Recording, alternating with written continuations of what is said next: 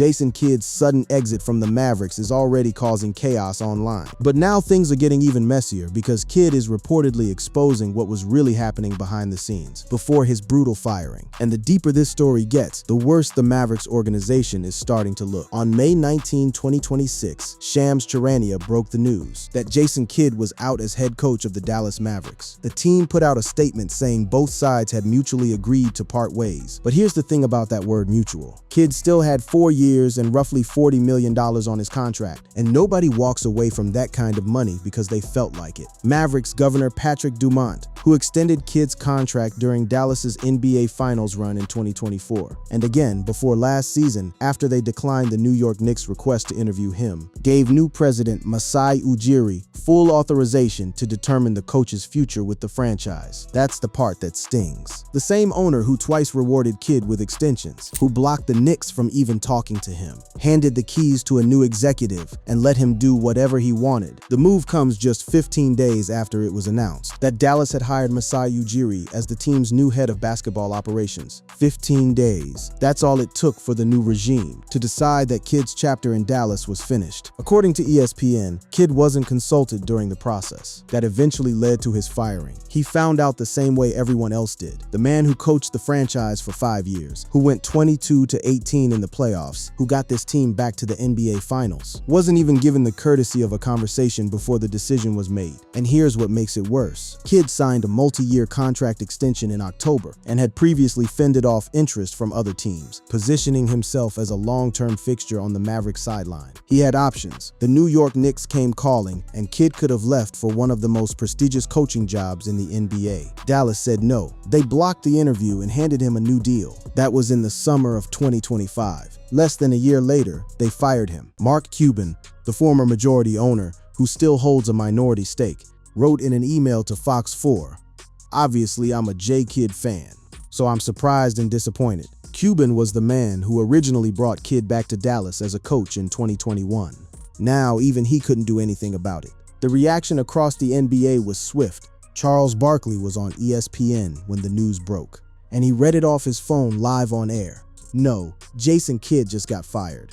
Wow, that's a shocker there. Stephen A. Smith, who was on the same panel, was completely in the dark and asked, "How do we know it's real?" Barkley replied, "Well, just from Bleacher Report. Nobody saw this coming. The people whose job it is to follow the NBA every single day were blindsided by it. So how did we get here? How does a coach who was in the NBA Finals 2 years ago, who signed an extension 7 months ago, end up getting cut loose with $40 million still owed to him?" The answer involves a trade that ripped the soul out of a franchise, an executive who wanted to build an empire, and a new boss who had different plans entirely. To understand Kidd's firing, you have to understand the event that sent the entire Dallas Mavericks organization spiraling into chaos. The Luka Doncic trade.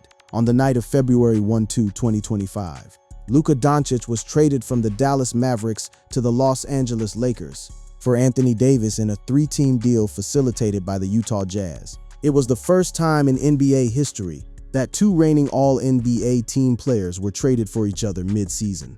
The details of the deal tell you everything about how lopsided it was. The Lakers received Doncic, Maxi Kleber, and Markieff Morris. The Mavericks received Anthony Davis, Max Christie, and a 2029 first-round pick. The Utah Jazz received Jalen Hood-Schifino and 2 second-round picks. Journalists called the transaction one of the most unexpected trades in NBA and American sports history, with many media members, fans, and NBA players criticizing it and expressing shock, as Doncic had not even requested a trade and was an All-NBA player in his prime. Doncic never wanted to leave Dallas. When asked at his Lakers introductory press conference if he ever gave any indication that he wouldn't have re-signed with the Mavs, he adamantly shook his head. He had just closed on a new home in Dallas when the trade happened. He has openly said he never wanted to leave. The whole thing was engineered by one man. Mavericks then general manager Nico Harrison was a longtime admirer of Anthony Davis. In January 2025,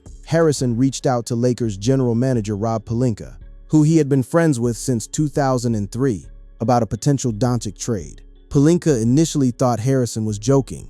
On January 7, they met at the Hotel Crescent Courts coffee shop to begin negotiating the trade. What made it catastrophic is that the Mavericks stated that they did not open trade discussions for Doncic with other teams, which drew significant criticism due to the belief that the Mavericks could have started a bidding war and received more value. Harrison didn't shop his franchise player. He went to one team. According to an unnamed Lakers source, the Mavericks initially asked for rookie Dalton Knecht and multiple first-round picks, in addition to Davis. But Pelinka convinced Harrison that Doncic's conditioning issues warranted a smaller return. The reaction from the Mavericks fan base was volcanic. Dallas fans were out protesting against the organization, with Fire Nico becoming the go-to cheer at any Mavericks game. Mavericks fans reacted negatively to the trade and protested it after the announcement, with many calling for the firing of general manager Nico Harrison. Now, here's where it gets interesting for Kidd. Kidd has insisted that he wasn't aware of the deal until the 11th hour, doubling down on that explanation in early April, after minority owner Mark Cuban appeared on a podcast and accused Kidd of being directly involved in the decision to trade Doncic. Kidd's position has always been that this wasn't his call, that he was blindsided just like everyone else. But not everyone believes him. Kidd's frustration with Doncic's frequent conditioning issues was well known throughout the organization, but Doncic drove winning in Dallas. Under Kidd, the Mavs had a 136-87 record with Doncic in the lineup and went 69-118 without him. That stat right there is damning. With Luka on the floor, Kidd was a 610 winning percentage coach. Without him, that number cratered to 369. The numbers tell a story that Kidd probably didn't want told. His success was tied directly to one player, and that player was shipped to Los Angeles. There were rumblings that Jason Kidd was not only aware, but on board with the decision to move on from Doncic, which drove the franchise away from a potential championship window. Fans certainly believed it. After the firing, one fan wrote, "He was part of the team that pushed Luka out. Now we get a clear, fresh start." Another simply said, "He was in on the Luka trade. Good riddance." Whether Kidd pushed for the trade, approved it quietly, or genuinely knew nothing until the final hours, the result was the same. The Doncic trade destroyed everything Dallas had built, and Kidd was standing in the wreckage when the new management came to clean house. What followed the Doncic trade was a freefall that nobody in Dallas could stop. Kidd's tenure took a sharp downturn after the Mavericks traded Luka Doncic to the Los Angeles Lakers. Following their NBA Finals run, a franchise-altering move that sent the organization into a tailspin. The fallout intensified as general manager Nico Harrison faced mounting scrutiny over the Doncic deal, which brought in Anthony Davis but yielded little on-court stability. The franchise stunned the NBA by trading away cornerstone Luka Doncic, plunging the roster into an immediate identity crisis. What followed was a cascade of injuries to co-stars Anthony Davis and Kyrie Irving, along with polarizing roster moves such as the acquisition of D'Angelo Russell. The Mavericks ultimately fell from championship contenders to the bottom tier of the standings. The collapse was compounded by Kyrie Irving missing the entire season with a torn ACL, leaving Dallas seemingly rudderless. Think about that. You trade away the best player in franchise history. The guy you got in return can't stay healthy.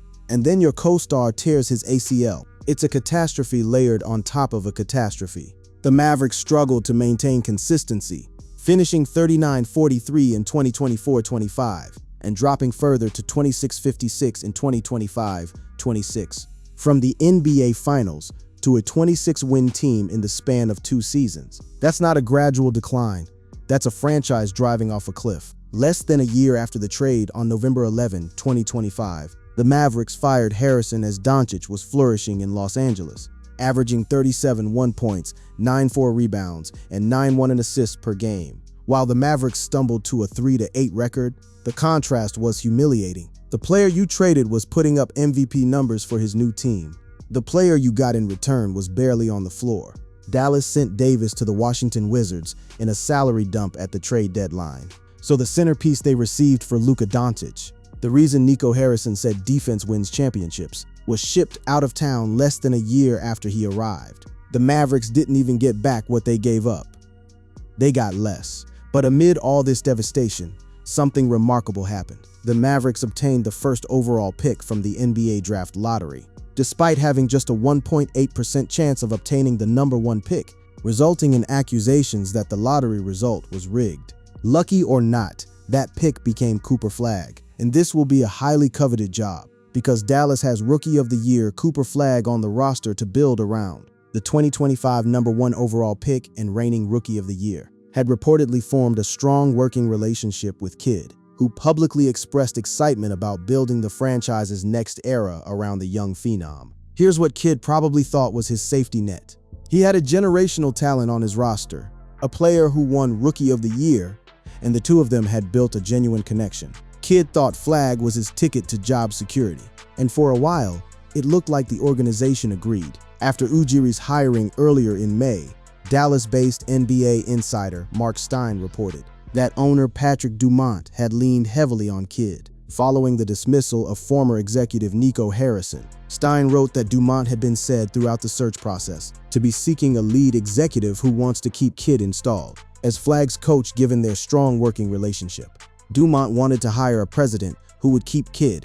That was the plan. But Masai Ujiri doesn't follow other people's plans. Masai Ujiri arrived in Dallas on May 4, 2026. Once the Mavericks went with an outside hire, signing Masai Ujiri, the chances of Kidd departing the team grew. Ujiri is likely making it clear that he's the final decision maker, unlike in the previous regime under Nico Harrison, where Kidd had his say. To understand why Ujiri fired Kidd, you have to understand who Masai Ujiri is. This is a man with a very specific track record. During his time with the Raptors, he fired Dwayne Casey the offseason after Casey won Coach of the Year in 2018 to hire Nick Nurse. Ujiri also pulled off a trade with the San Antonio Spurs for Kawhi Leonard that offseason. So it's clear that he is not afraid to take some big swings. Ujiri's huge 2018 offseason paid off right away, as the Raptors won the NBA Finals in 2019. That's the precedent. Ujiri fired a Coach of the Year winner, and it resulted in a championship the following season. When he walked into the Dallas Mavericks building, he carried that same energy. He's not a caretaker, he's a renovator. And the first wall he tore down was Jason Kidd. Kidd's future with the Mavericks seemed up in the air after Ujiri took over his post earlier this month and was non-committal about keeping him on during an introductory press conference. He's done a great job, but we are going to look at this thing from head to toe, Ujiri said. That phrase, head to toe, was the warning shot. In NBA front office language, that's not a vote of confidence. That's a man telling you he hasn't decided if you still work here. NBA reporter Jake Weinbach claimed that Ujiri and Kidd didn't see eye to eye. Meanwhile, Mavericks reporter Tim Cato summed up the beginning of Ujiri's term, saying, "The bottom line is that this is Masai Ujiri's franchise. This wasn't personal. This was about power and authority, and who gets to control the direction of a franchise that's been drowning in dysfunction for over a year." Jason Kidd was an influential voice within the Mavericks organization. According to multiple reports, Kidd even wanted to transition into a front office role and take over as president of basketball operations or general manager after Nico Harrison's firing. That would have seen him replicate a Brad Stevens-type move with the Boston Celtics. Kidd wanted to move into the front office and talk to Dumont about that before Ujiri was hired, but was shot down. That's a telling detail. Kidd didn't just want to coach, he wanted to run the entire basketball side of the operation. When the Mavericks hired Ujiri instead, it was a rejection of Kidd's vision for his own future. And once Ujiri was in place, the writing was on the wall. Former NFL player turned TV analyst Emmanuel Acho claimed that Kidd was a casualty of Harrison's error in trading Doncic. Acho said, "To my knowledge, Jason Kidd wanted to make a Brad Stevens type of transition and move from head coach to front office." When the Mavs went in a different direction with Masai, Kidd's days were numbered. Either way, you almost have to get rid of everyone who was in a position of leadership. When that trade went down just to get an actual fresh start, Harrison was fired and now Kidd is gone. It's officially a new day in Dallas. Ujiri's logic is straightforward. You cannot build a new era with the same people who presided over the old one, regardless of who was responsible for the Doncic trade. The leadership group that was in the room when it happened had to go. All of it. Every last piece. Now the head coach is gone too. A sign that Ujiri and the Mavs are ready to move on from everyone from the Luka era. Don't be surprised if Ujiri tries to move many of the Mavericks veterans who were ideal for pushing for a title alongside Doncic, but on a very different timeline as Flagg. PJ Washington, Klay Thompson, Najee Marshall, and Daniel Gafford could all be wearing different uniforms next season. This isn't just a coaching change, this is a full-scale organizational demolition. Ujiri is tearing it all down to the studs and rebuilding around one person, Cooper Flagg. So when we say Jason Kidd exposes the Mavericks, what does that actually mean? It means that his firing and everything surrounding it ripped the curtain back on just how deeply broken this franchise has become since Mark Cuban sold his majority stake. Ever since Mark Cuban sold his majority stake in the team, things have been going downhill. They traded Luka Doncic, fired Nico Harrison, and now also parted ways with Jason Kidd within 17 months. 17 months. 3 foundational pillars of the franchise gone. The general manager who built the roster, the star player who put them on the map, and the coach who took them to the finals. All ripped out in a year and a half. The Mavericks and Kidd mutually agreed to part ways, ending a coaching tenure that began in 2021 and concluded with an even 205-205 regular season record. Jason Kidd oversaw perhaps the most chaotic stretch of basketball in Dallas Mavericks history. And the chaos wasn't really his fault. Kidd didn't trade Luka Doncic. Kidd didn't tear Kyrie Irving's ACL.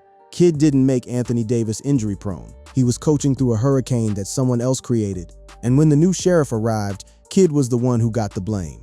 Think about what happened to this man's career in the span of 12 months. In October 2025, he signed an extension that was supposed to secure his future.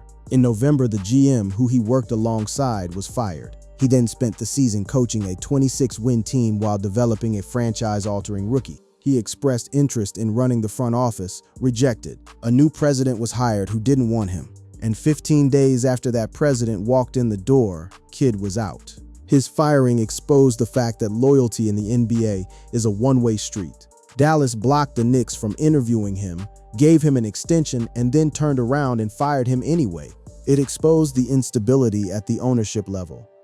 A franchise that can't seem to make a decision and stick with it for more than a few months. And it exposed the lingering stain of the Doncic trade, a wound so deep that the organization had to remove everyone, even tangentially connected to it, just to convince people they were starting over. A Hall of Fame point guard and 2011 Mavericks champion, Kidd previously coached Brooklyn and Milwaukee and owns a 375-344 career coaching record across 10 NBA seasons. If he's willing to return to the bench, Kidd will be the top choice for many teams and will have options. DeMarcus Cousins has predicted that Kidd could be headed to coach the Orlando Magic, who recently parted ways with Jamal Mosley. Kidd joins a growing list of coaching changes this offseason. Doc Rivers stepped away from the Milwaukee Bucks, while the Chicago Bulls, Orlando Magic, and Portland Trail Blazers all have head coach openings to fill. Meanwhile, the Mavericks are left with the bill.